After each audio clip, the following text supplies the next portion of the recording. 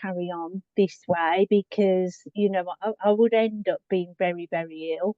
It was affecting all parts of my life. I was irritable, frustrated, um, still working really hard. I thought there's something else here, and I started to search for spiritual coaching. Welcome to the Soul Awakening Academy podcast series. I'm your host, Anne-Marie Mayers, and founder of Soul Awakening Academy.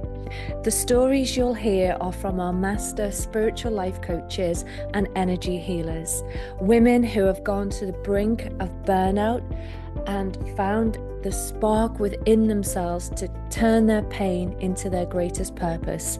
So sit back, relax, maybe grab a pen and a piece of paper as we share their vulnerable stories of adversity to strength, and maybe you'll take some practical skills and strategies you can implement in your life now. And for a thank you, if you want to tap into your unique spiritual purpose, join the 3-part masterclass series below and let me help you find your level of greatness. Hello everyone, and welcome back to another amazing interview with our master spiritual life coach and energy psychologist, Carroll, one of my favorite students to have gone through the academy, because again, I've witnessed your growth and the way that you just kind of excelled yourself and pushed yourself out there, and now you're leading groups as well. So we'll talk about that. But let me introduce Caroline to everybody so you get a little bit of understanding about where Caroline's been, her background, and now what she's here to do with her gifts. So Caroline Carroll has chosen the theme from pain to purpose. So as I say, she's a qualified spiritual life coach, energy and mindset practitioner, credited with the IAPCNM, and she's founder of Energy Inspired Coaching. After coaching and leading teams and business for over 20 years, I found that many people struggle to reach their full potential due to anxiety, stress, negative self-talk, limiting beliefs, and toxic habits, many of which they were unaware of themselves. This became my downfall, leading to high anxiety, burnout, exhaustion, and physical symptoms, which I ignored for a long time. Finally, leading me to deep inner work and spiritual life coaching. And since then, I've coached many clients online, here in the UK and internationally, creating transformational changes in their lives. My mission is to guide others to find their own innate self-healing and self-care habits via intuitive talk therapy, meditations and visualizations, emotional freedom technique, somatic practices, and chakra healing, leading them to achievement of personal and professional goals which nourish their whole selves, mind, body, and soul. My passion is to lead people to happiness and fulfillment in all aspects of their lives, to find the spark that ignites the flame, leading to their own sense of passion, purpose, and success. That's such a beautiful summary of what you're doing and the way that you help people. Everything there just spoke to my soul so much. Thank you. So let's just introduce yourself, and really what these interviews are about is it's about not just talking about what you do, because people just think, oh, suddenly jumped into this position, you've trained, you've got the skill set, and now you're kind of doing this thing. It's much more than that, isn't it? It's normally like a breaking point in somebody's life that's led them to embark on a journey such as spiritual healing and coaching. So tell us a little bit about your story and what led you here around the theme that you've chosen. Yeah, so I suffered with anxiety from childhood. Obviously, I didn't know that's what it was. At that time, I just thought that's probably how life was. Your body always felt anxious. You always felt like you were in survival mode. It originated from childhood just because of different experiences during that time. And so fast forward actually to in my 50s, I hadn't actually spoken to anybody about it, never asked for help, just got on with things. But I was a workaholic, so work was my way of pushing the anxiety out the way and feeling like I was worthwhile and good at something. So I did work really hard, but worked too many hours, definitely too many hours, and didn't have that balance. And it was about 2018 when I think I reached burnout because physical symptoms were showing. I had constant migraines, lots of aches and pains, insomnia, um, swelling of the joints, and this went on for quite a while. And I still pushed past and worked during that time. Um, but I also started to bring meditation and yoga into my life at that time. So I started to feel how it could be when I wasn't in survival mode, that this actually I could feel differently. And for a short period, it was just say 15 minutes a day where I thought, okay, I can reach this state, but it's not how I'm going to be all the time. Um, and I started to develop more in that area. And that's when I realized that I could manage this myself and there was a better way of doing things. So that's where it led me then to look at how I could help myself as well as ultimately help others who are in a similar position. So what actually happened to you then? Let's get into the nitty-gritty because Mm, taught honestly, so many women, in fact, probably most women that I've mm, spoken to and interviewed, they all had burnout. yeah, And like you say, they didn't listen to their body. yeah, They carried on. And as you rightly said, you had systemic anxiety as a child and you'd learned to mask. And we've talked about archetypes as well. So and with the coaching you've done, you probably recognize an archetype that was kind of mm, dominating your mm. life at that time. But what actually happened to you? Tell us more about like the what happened at the point where you said, I can't do this anymore. I need to change my life. Yeah, so 2018 obviously was where all the symptoms came out, but it was probably 2020 when I thought, I really can't carry on this way because, I would end up being very, very ill. And I knew that. And it was affecting all parts of my life. I was irritable, frustrated, um, still working really hard.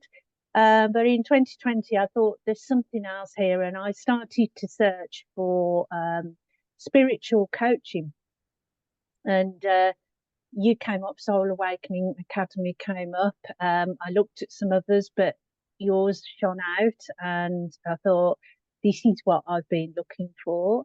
I was nervous about it because I thought, well, how are people going to take this? That I'm becoming a spiritual life coach, and um, they're going to see a different side of me that they've never seen before. I've always had this spiritual side, but I masked that as well because it just didn't seem to fit in, with how society wanted, especially women, of my generation, how they wanted us to fit in.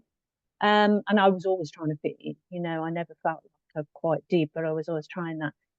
And so I saw your course, and I thought, no, I'm going to go for the master course, not just any course of yours, which there was a lot to choose from. I thought, no, I need to go all in and go for the master course. And that's when I had an interview with you, and we had a chat, and I signed up for the course. And I just learnt so much from that course, about myself. You know, Yeah, tell me what you learned about yourself. Like yeah. this is I mean, about you, this interview is about you and really getting into your yeah, psyche, how you've transformed your life. It's not around the course, you don't need to big up the course. This is really like your time to shine. yeah, And I'm yeah, really interested in what did it do for you? Because you're the greatest healer of your own life. yeah. So how did you manage? What was the impact and the insights that gave you the biggest breakthroughs? Yeah, I think it was just doing all the inner work, and there were so many exercises and videos and workbooks on doing that inner work, and I'd never ever done that inner work, never. Wow. Um, we just weren't taught that as Yeah. we were growing up, and I wasn't in that world of doing that. I actually probably thought or was taught, that that was a bit selfish and arrogant doing that work. You just had to get on with things. Um, but I found by doing the inner work and the chakras especially, and working from the root of all the things that had happened to me in the past, and how it led me to where I was in 2020. Um, just transformed how I felt about things, and it made me face up to some of the emotions that I had to feel because I'd been distracting myself from those emotions. And you think, oh yeah, I can do that forever, but they stay in your body and they do come out as physical symptoms. Um, and they just get worse and worse because the layers just get put on top of them as you distract yourself more and more. So it was difficult. It wasn't easy work. And it brought out a lot of times where I felt crap, by doing it because you had to face things. But at the same time, once you got through those uncomfortable parts, you could feel the growth, and I could feel that growth of how I was transforming. And it gave me confidence. It gave me a chance to get past the fear, which I've been living in for most of my life. So it just gave me that confidence and self belief that I could actually do it. And then I started coaching quite early on, I think, practicing coaching. And that was a big thing. The very first few that I did, I thought, oh God, they were rubbish, but I did them, just learned as I went along, and then realised I'd got a gift Mhm. for this. Once I could really tap into my intuition, I'd got a gift to help other people. So that 100%. was That's why perfect. you're here, and that's why you were there. And it's a skill, isn't it? It's like Mm, the gym. You want to build muscle where you have to do that thing repetitively. Build yes. muscle. Be Yeah. confident. Get yourself to the gym in the first place. Yeah. Confident to try it out. Be confident that you're only going to lift a very light weight when you're starting off, but the more you practice, the stronger you become. It's a bit like that. It is. Tell us the impact that or because of your backstory. I find that when we first kind of like yourself, say, right, and me, when I was like, right, I want to help people, I want to Mm, heal people. That was the scratch that was in me, the bug mm, that was in me. I didn't know what I was going to do. mm. But it's like really difficult sometimes to go, well, what difference am I going to make? Who am I going to work with? What type of client, am I going to help? And quite often, instead of looking right what's right under our nose, which is you're the expert of the challenges that you've been through, Mm. we sort of go off on this tangent searching what I don't know, and it puts us in a state of confusion. Do you find that the clients that now come to you mirror where you were in your journey? Yeah. And they also sometimes mirror what I still need to learn myself as Mhm. well. So, Yeah, but I recognize that. I recognize straight away, or this is a trigger for me. Why is that? And then I'll go and do some reflection on that after the session. So it's almost like I'm helping them to grow, but they help me to grow as well. 100%. But yeah, definitely, um, my aura must and vibration must be bringing those people in because I'm naturally just finding people who can be healed and want to be healed, who are ready to do the work, but are just stuck, don't know where to start, and haven't seen another way. So, sometimes you've got to open up their minds to a different way. It might seem a bit strange to them, but once they can see that it makes a difference, then, it's just amazing what you can do. And a lot of it is they're doing it themselves. I'm just guiding them. Yes, that's it. They're Yeah, kind of oracle of their own life. They might not yeah, feel it, but with your light shining on certain areas through the skills that you've got, yeah. it will open up another realm of possibility for them. So Mm. opening up their mind. What would you say to somebody listening going, oh, that sounds interesting, but what does she mean another way? If Mm, somebody's a bit like stuck mm, and similar to you didn't know there was another way, mm, but you went out searching for it. mm, What if somebody's listening to this and this is the thing that they've stumbled on that mm, will be the catalyst for them questioning what is the other way? mm. What would you say to somebody who's thinking that? Yeah, I would say it's tapping into your subconscious, and we only use 5% of our brains and our consciousness, and everything else is driven by the subconscious. So 95% of our lives we've really got no control over. It's all based on our past experiences and memories and feelings, emotions, everything that's attached to that.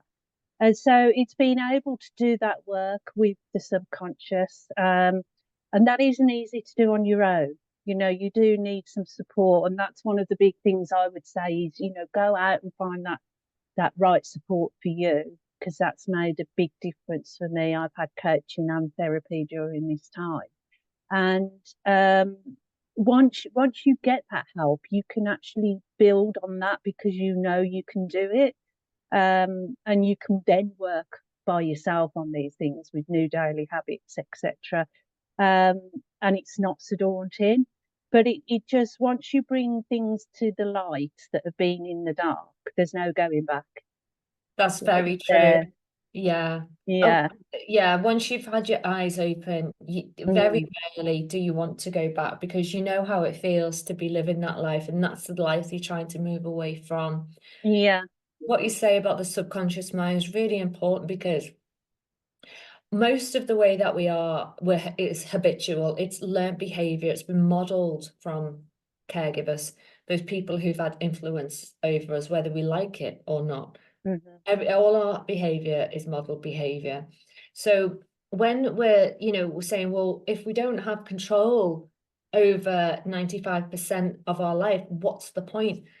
The point is that 5% of conscious thinking, the energy that is making our decisions, Mm, if we make a conscious effort to change a habit, set the intention, make the decision, I'm doing it this way now. yeah. Through repetition and practice, that falls into the subconscious, which then becomes our new way of being. Yeah. So, like you say, it's about creating these new habits, these new ways of being, and practicing them. And there's this research out there to say there's so many hours of practice before you become an expert. And Mm, then that falls into the subconscious mind. And that's then the new behavior that we will model. yeah.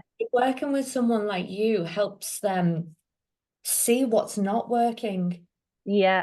why it is the way it is, Yeah. where does it come from? Do you want to keep it? Do you want to let go of it? Is it serving where you see your best life or not? Okay, let's work on changing that. Mm, You help them form I guess, a vision of their best future and yeah. how they can align to that. Yes. Yeah. And the other parts of you that are used to doing things in the way that you've always done it, they will try and creep back in.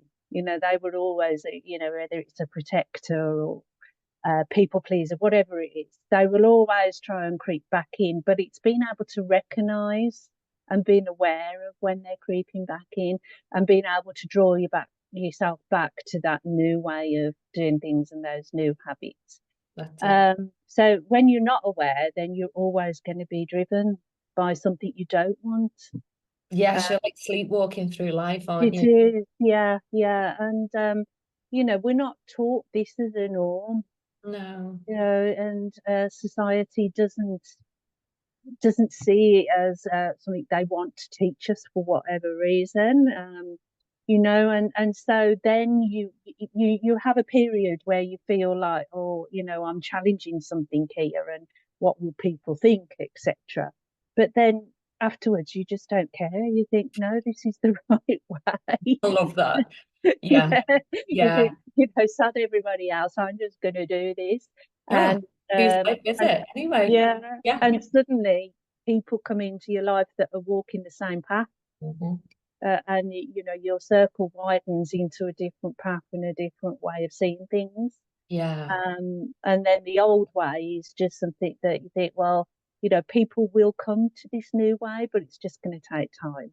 that's exactly right. And Mm, it's a big theme, isn't it, about what will people think? mm, I'm going to look a certain way. I might be mm. humiliated.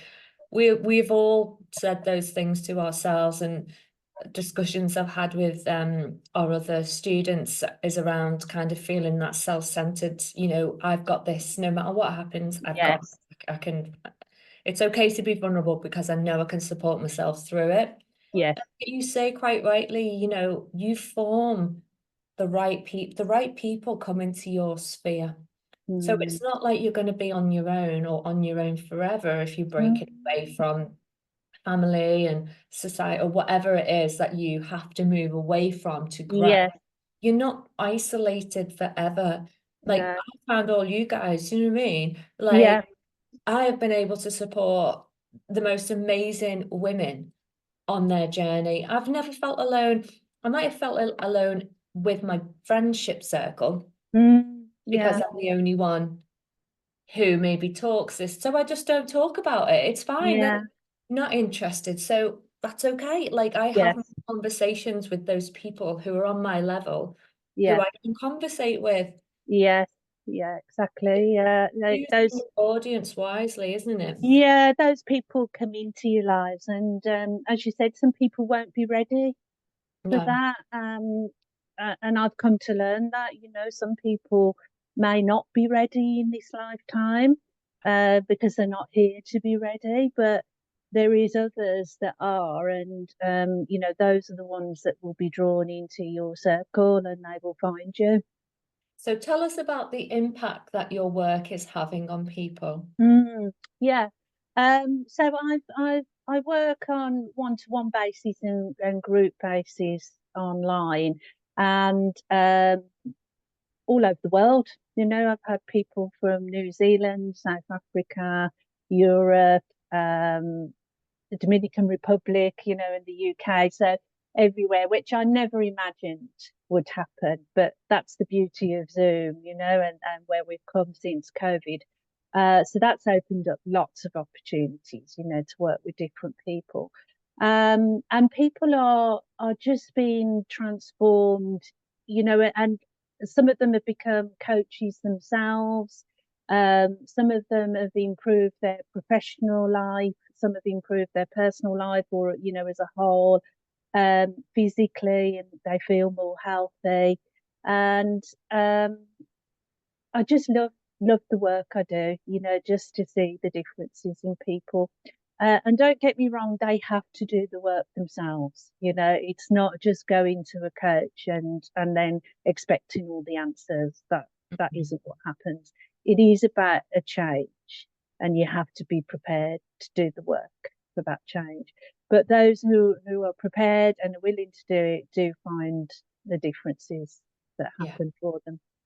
I love that, Caroline, because I remember when you first started your group on Mm, Facebook. mm, And I know you were like, as everybody rightly is like, where am I going to find these people? How are they going to yeah. find me? And Yeah. it's difficult at first, isn't it? But one of the things that I found with you is that you're really consistent.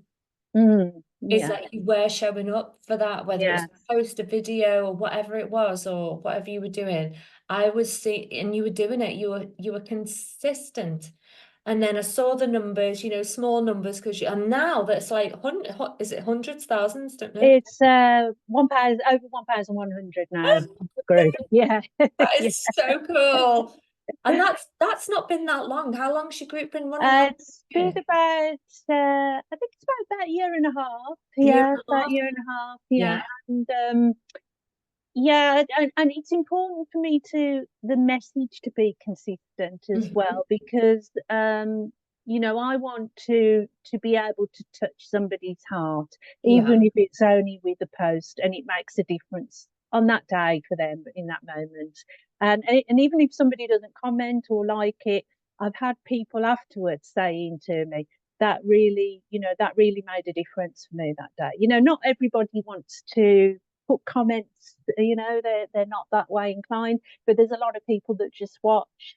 And you have to believe that, there are people that are watching that and then starting to understand what I'm all about, what energy inspired coaching is all about, Yeah. uh, and understanding how that, how they can change and make a difference as well. Yeah, that's a good point. Yeah. A lot of people might fail at being consistent because they're not getting the instant feedback. Mm, But people do watch from the sidelines, and what makes them come to you is trust.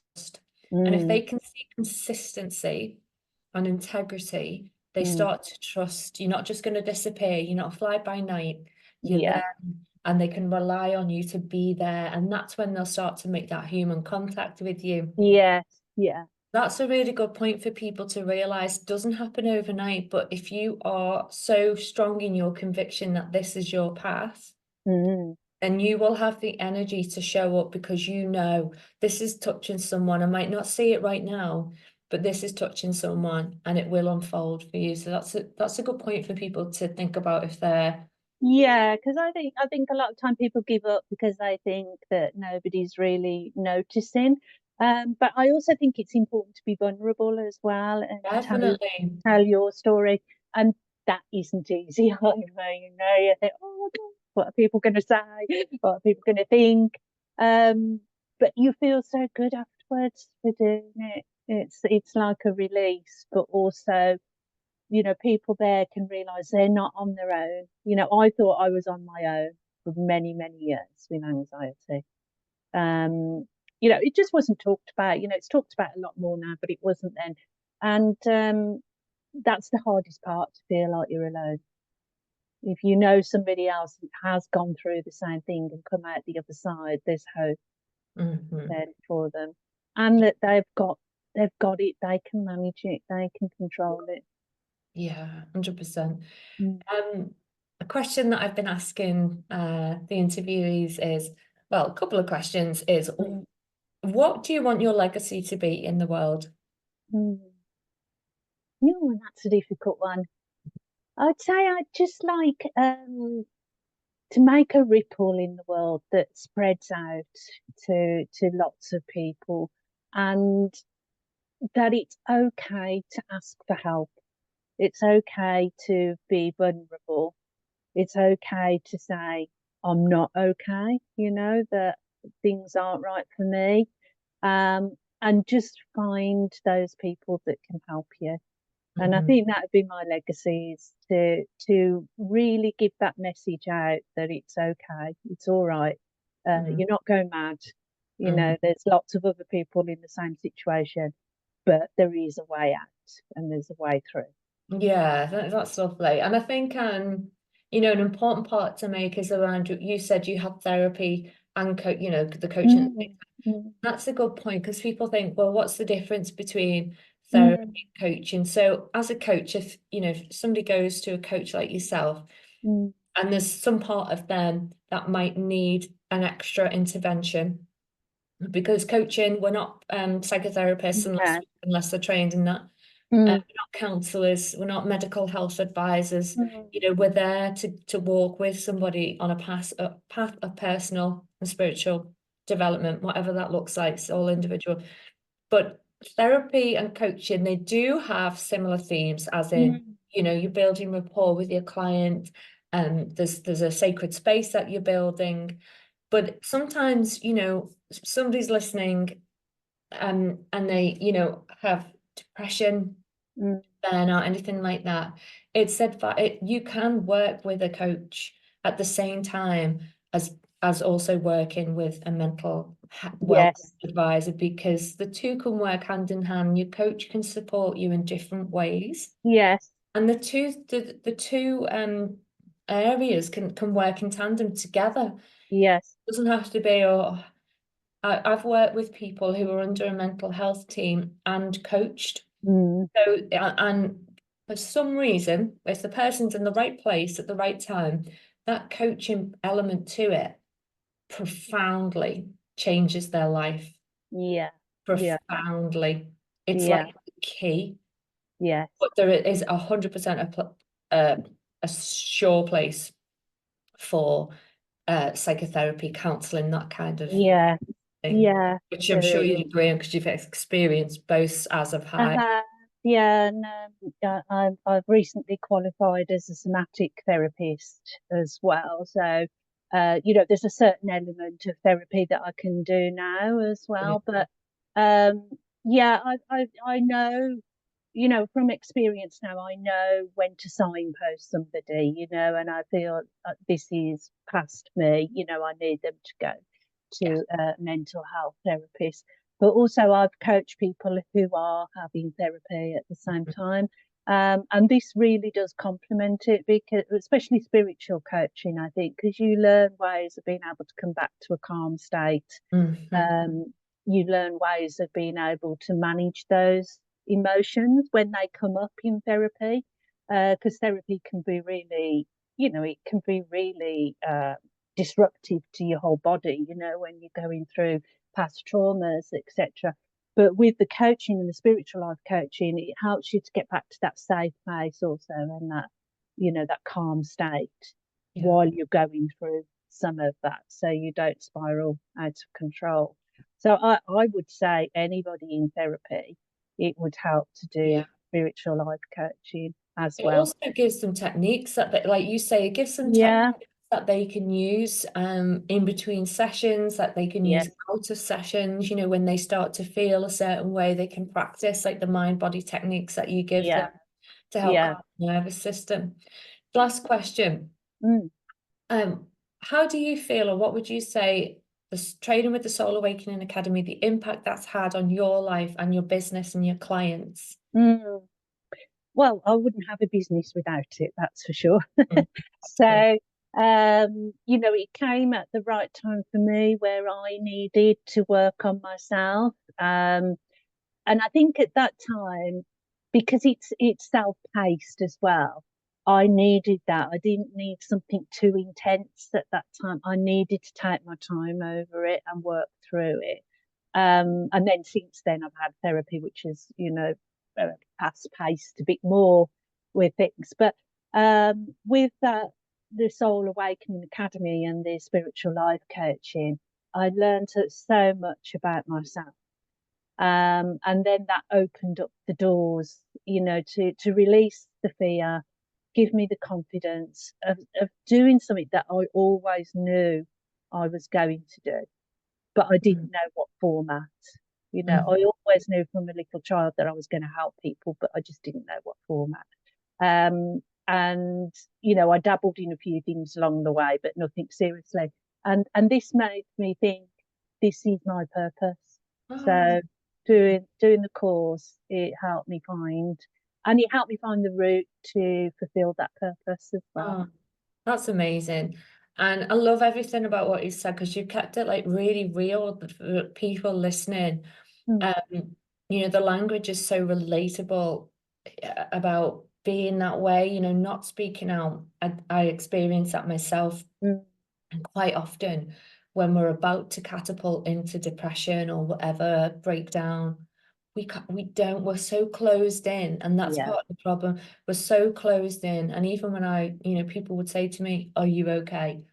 Like I just couldn't, for different reasons, I couldn't open up and yeah, speak. So it's just letting people know that there is so much more available now, mm, yeah, and that working with you, you can be a guide. You've walked in their shoes.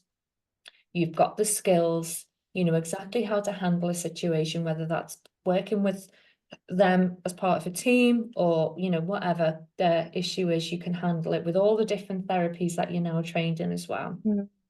So I can't wait to get this story out there, Caroline. Thank you. And Yeah. like I say, you've inspired me because I've seen your Mm, tenacity, I've seen your commitment, and everything that you've done. And now that's paying off, the contribution that you're making in the mm. world, and that you're international That's is amazing. phenomenal. Is phenomenal. So well done, Thank you. you. Thank you Lots so of love. much, Anne-Marie. And thank you, because I wouldn't be here without your Soul Awakening Academy. So Thank you thank so you much for so your much. kind words. I'll Thank speak to you you. soon. Bye, my love. Uh,